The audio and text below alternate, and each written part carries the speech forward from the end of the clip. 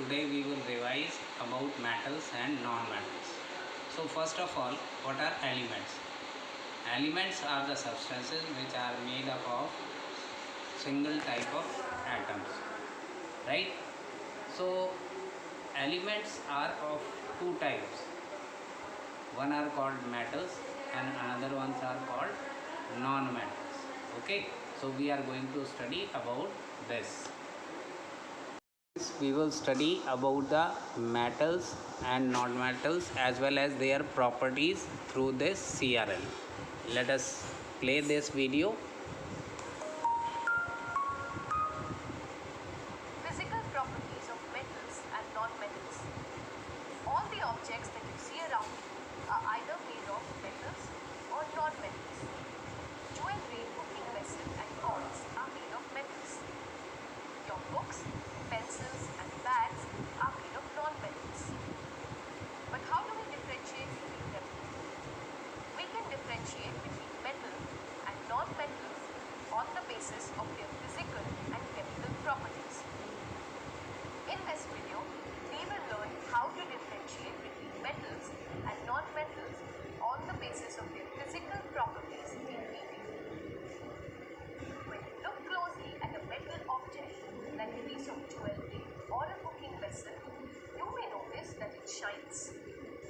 Metals have a shiny appearance. This quality is called luster. Now, do you find the same shine on a piece of charcoal? No. This is because charcoal is a non-metal. Non-metals are not lustrous. So we can say that metals are lustrous and non-metals are not. Now, is it possible to break a steel or aluminium utensil with your hands? No. But if you try breaking a pencil or an eraser, it breaks easily. This is because metals are mostly hard, non-metals are brittle, with the exception of sodium and potassium, which are soft enough to be cut with a knife. If you take a piece of iron and strike it hard with a hammer several times, you will notice that it starts to take the shape of a sheet. This property of metals to be made into thin sheets is called malleability. Now, if you try beating a charcoal with a hammer, it turns into a powder, right? This shows non-metals are not malleable. Another interesting property of metals is that they can be drawn into thin wires. This is called ductility. Because of this property, we can make copper wires that are used in electrical appliances. Since non-metals are brittle in nature, they can't be ductile. This is a spoon pen. Listen to the sound it makes when it rings. Do you think it is made of metals? Yes. This property of metals of making a ringing sound is called sonority. Now, here is a wooden spoon. Listen to the sound it makes when it falls on the floor. Yes, it doesn't make any ringing sound. Since non-metals do not make this sound, they are not sonorous. What will happen if you touch a heated aluminium vessel? You may burn your fingers. But if the vessel has a plastic handle, you can easily hold it. This is because aluminium, which is a metal, is a good conductor of heat. But the handle, which is a non-metal, is a bad conductor of heat. All metals are good conductors of heat and non-metals are bad conductors of heat. Do you know electric wires are also made of metals like copper and aluminium? Why is it so? This is because they are good conductors of electricity. These wires are always coated with a non-metal, as non-metals are bad conductors of electricity. Hence, they can save us from electric shocks. So today, we learned the physical properties that help us differentiate between metals and non-metals. Metals are lustrous while non-metals are dull. Most metals are hard while most non-metals are brittle. Metals are ductile while non-metals are not. Metals are sonorous while non-metals are not. Metals are good conductors of heat and electricity while non-metals are not. Students, in this video we will see the properties of metals when they react with oxygen, as well as we will see the reaction of non-metals with oxygen. Let us learn about the reactions of metals and non-metals with oxygen. Metals react with oxygen to form a metal oxide. Non-metals react with oxygen to form a non-metal oxide. Some metals and non-metals are very reactive, while others react slowly. In class, we observe the reaction of magnesium with oxygen. Magnesium plus oxygen gives magnesium oxide, or Mg plus O2 gives MgO. Is this equation balanced?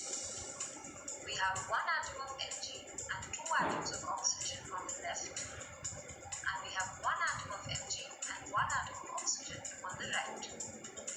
We can balance this equation by having two atoms of Mg on the left and two molecules of MgO on the right. So the balanced equation can be written as 2Mg plus O2 is 2Mg2. The reaction of magnesium with oxygen gives a white-colored powdery ash of magnesium oxide. What did you observe when this solution was tested with red and blue litmus paper? We observed that red litmus paper turned blue and blue litmus paper remained unchanged. This shows that magnesium hydroxide is basic in nature.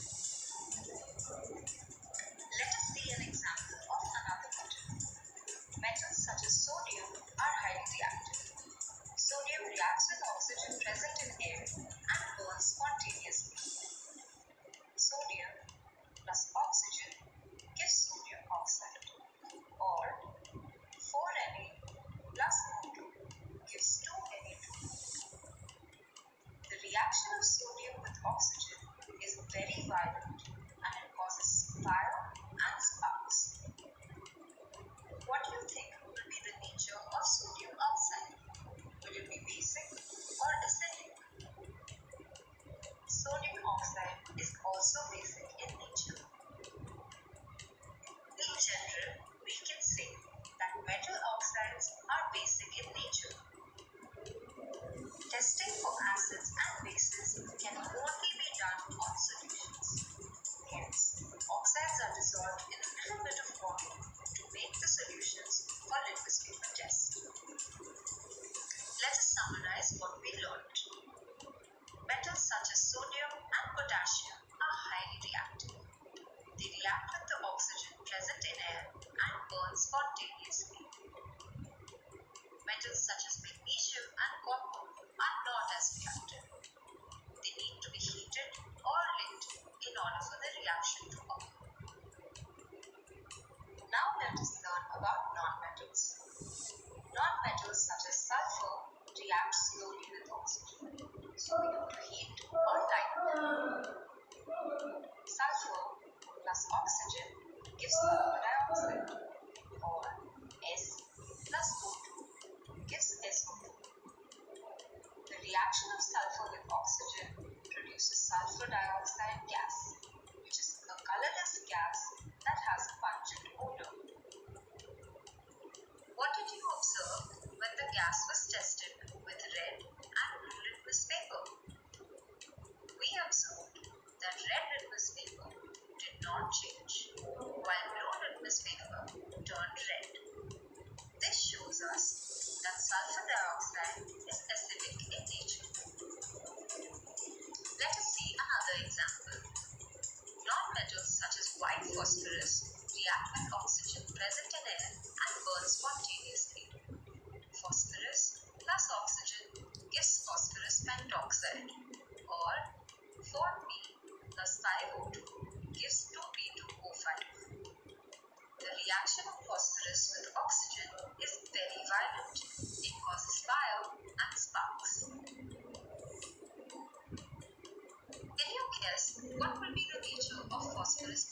oxide? Will it be acidic or basic? Phosphorus pentoxide is also acidic in nature. So, in general, we can conclude that non-metal oxides are acidic in nature. Testing for acids and bases can only be done on solutions. Hence, the litmus paper is wet with some water before testing the nature of the gas. So, let's summarize what we learned. Metals react with oxygen to form a metal oxide, which is basic in nature. Non-metals react with oxygen to form a non-metal oxide, which is acidic in nature. Students, in this video we will see the reaction of metals and non-metals with water.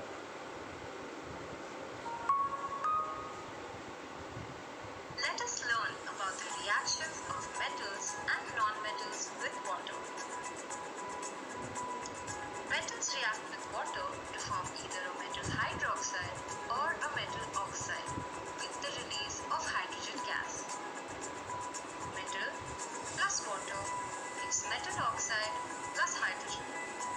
Metal plus water gives metal hydroxide plus hydrogen. Some metals react with cold water, while others react only with warm or hot water. In class, we saw the reaction of sodium with water. Sodium plus water gives sodium hydroxide plus hydrogen. 2Na plus 2H2O gives 2NaOH plus H2. If we test this solution with red and blue litmus paper, what do you think we would observe? Red litmus paper turns blue. Blue litmus paper remains unchanged. This means that sodium hydroxide is basic in nature. We have now seen that sodium is very reactive with water and with air. If sodium and potassium are so reactive, how do we store them? Sodium and potassium are both stored in kerosene. Kerosene is an oil which does not allow the metal to be exposed to water or to air. Now let us take a look at another reaction. Some metals such as aluminium and zinc do not react with cold water but react with hot water or with steam to form a metal oxide and hydrogen gas. Aluminium plus water gives aluminium oxide plus hydrogen, or 2Al plus 3H2O gives Al2O3 plus 3H2. The reaction of aluminium with hot water is very slow. Hydrogen is formed slowly and thus the reaction is not violent. What do you think we would observe if we tested this solution with red and blue litmus paper? Red litmus paper turns blue. Blue litmus paper remains unchanged. This means that aluminium oxide is also basic in nature. In both the reactions we studied, we saw that metals react with water to release hydrogen gas. How can we test whether this gas being released is actually hydrogen? This can be tested by the hydrogen pop test. When we bring a lit flame of a matchstick close to the mouth of the test tube, we hear a pop sound and the matchstick burns more vigorously. This proves that the gas being released is hydrogen. Now, let us see how non-metals react with water. Non-metals do not react with water. Let us summarize all the reactions that we learned about. Metals such as lithium, sodium, and potassium react with cold water to form metal hydroxide and hydrogen gas. Metals such as aluminium and zinc react with hot water to form a metal oxide and hydrogen gas. Non-metals do not react with water. Students, in this video we will learn about the reaction of metals and non-metals with acids and bases. Let us learn how metals and non-metals react with acids and bases. Have you ever seen metallic objects with these beautiful designs on them? How do you think they are made? These designs on metal blocks are created using acids. This process is known as acid etching. Acids react with metals to form these decorative patterns. Metals react with acids to form metal salts and hydrogen gas. Metal plus acid gives metal salt plus hydrogen. Metals such as sodium, magnesium, aluminium and zinc react with hydrofluoric acid to form a metal chloride and hydrogen gas. Sodium plus hydrochloric acid gives sodium chloride plus hydrogen. Similarly, zinc plus hydrochloric acid gives zinc chloride plus hydrogen gas. Now let us see the reaction of metals with sulfuric acid. Metals such as copper, magnesium and zinc react with sulfuric acid to form a metal sulfate and hydrogen gas. Copper plus sulfuric acid gives copper sulfate plus hydrogen. Similarly, zinc plus sulfuric acid gives zinc sulfate plus hydrogen. When metals react with acids, hydrogen gas is evolved. This can be tested by the hydrogen bomb test. Now let us see what happens to nonmetals. Nonmetals do not react with acids. The reaction of metals with bases. Most metals do not react with bases, but some, like zinc and aluminium, react with a base to form a metal salt and hydrogen gas. Metal plus base gives metal salt plus hydrogen. बस इतने पर ही बंद कर दो इसको. We are going to study about the corrosion of metals. You know about the rusting. An old iron object develop a reddish coat on them due to the reaction of iron with water and air. This is known as corrosion or rusting of iron. Iron plus water plus oxygen gives us iron oxide, which is known as rust. Corrosion of copper. The copper in a copper vessel also reacts with air to form a substance with greenish tinge on its surface. This is the reason why the Statue of Liberty appears green now. Copper reacts with air to form copper carbonate and copper hydroxide. Copper plus oxygen plus carbon dioxide plus water gives us copper carbonate plus copper hydroxide. The metal of a car battery reacts with the leaking acid from the battery and damages it. You can see in this diagram the damage of the battery terminal.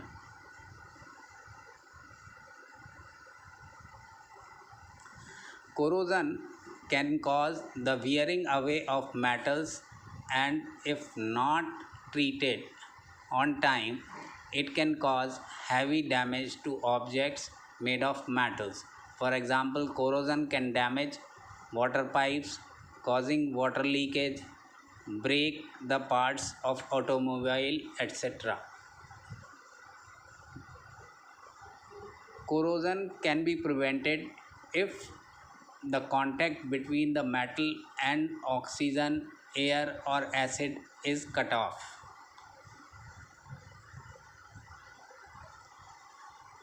So it can be prevented if the contact between the metal and the oxygen, air or acid is cut off. It can be obtained by applying paint or oil to cut off direct exposure of the metal.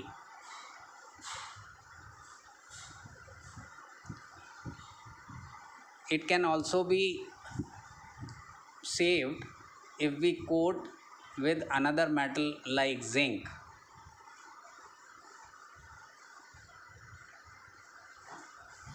Corrosion can be prevented if the contact between the metal and the oxygen, air or acid is cut off.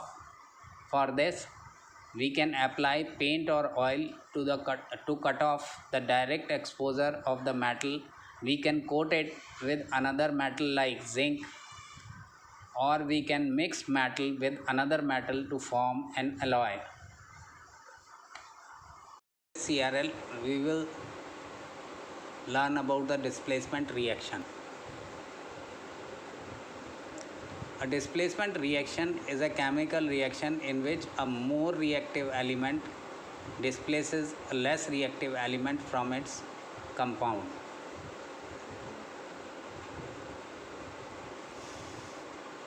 Right here you can see two metals are there, one metal plus metal 2 salt, then metal 2 plus metal 1 salt is obtained. Right? A displacement reaction is a chemical reaction in which a more reactive element displaces a less reactive element from its compound.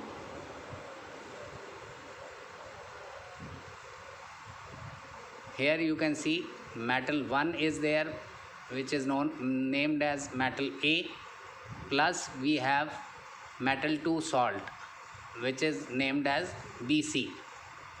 After reaction, metal B is displaced and metal 1 salt is formed.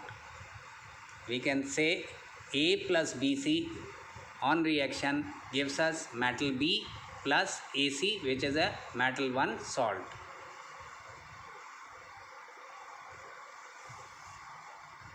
A displacement reaction is a chemical reaction in which a more reactive element displaces a less reactive element from its compound. The more reactive metal A forms the salt solution. The less reactive metal B coats the surface of the more reactive metal.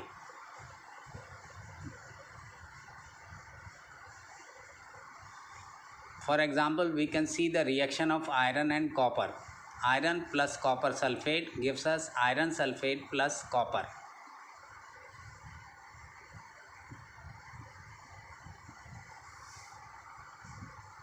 Here you can see the reaction.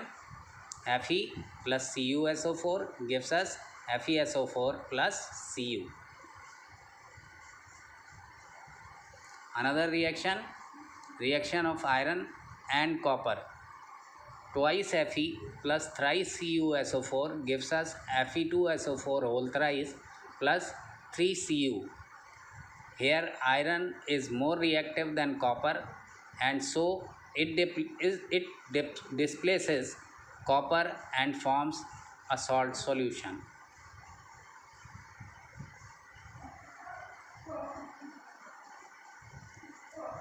But copper plus iron sulfate does not react with each other, so no reaction takes place, because copper is less reactive than iron and hence cannot displace iron, so no reaction takes place. Reaction of copper and silver. Copper plus silver nitrate gives us copper nitrate plus silver. Right? Cu plus AgNO3 gives us CuNO3 plus Ag. This happens because copper is more reactive than silver, so it displaces copper and forms a salt solution.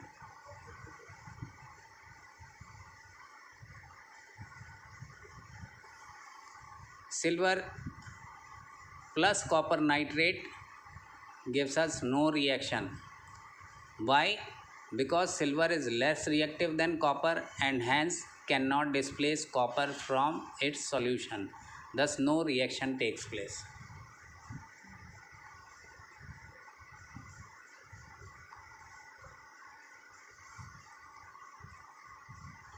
When iron reacts with copper sulfate, iron has a deposition of copper metal on its surface. When copper reacts with silver nitrate, copper has a deposition of silver metal on its surface. Students, in this video we will learn about the reactivity series. Different metals participate in reactions at different speeds. Some react quickly, while some take longer to react. This tendency of a metal to react with other substances is known as its reactivity.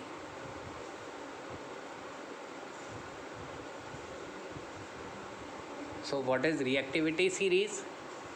If we arrange the metals in the increasing order of reactivity, we get the reactivity series of metals.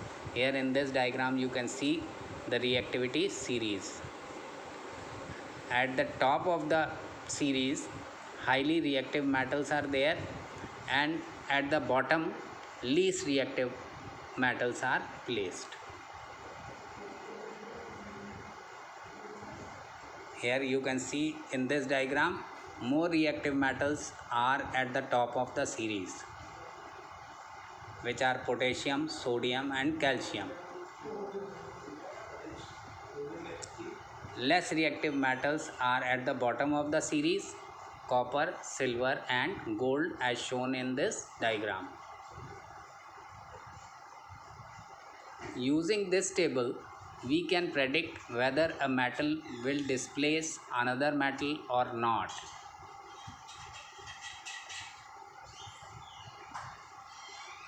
So, it is easier to remember the reactivity series of metals using a memory aid mnemonic.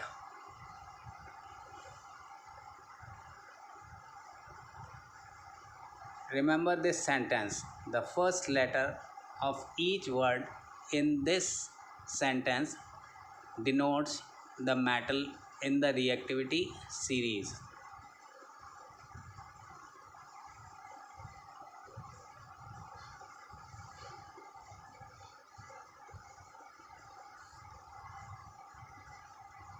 Let us try using reactivity series to answer some questions.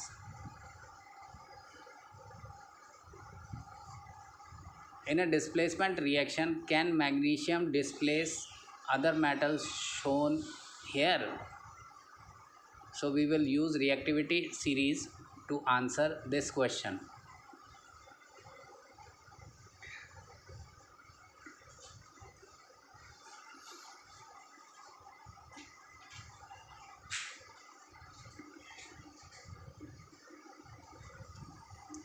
So answer is yes, magnesium can displace the metals that are below it in the series, right?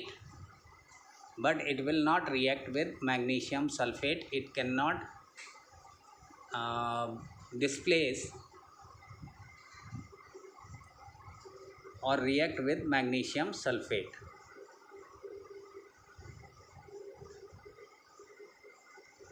Can zinc displace the other metals shown here?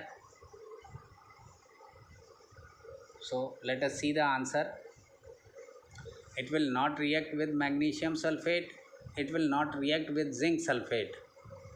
But it can displace the metals that are below in the series, iron and copper, but not the magnesium, as it is more reactive than zinc and displace and placed above it. Similarly, can copper displace the other metals shown in this diagram here?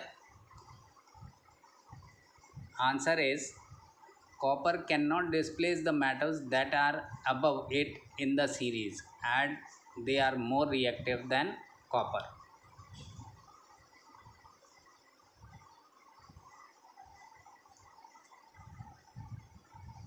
What could be the result of this reaction? Iron reacts with magnesium chloride.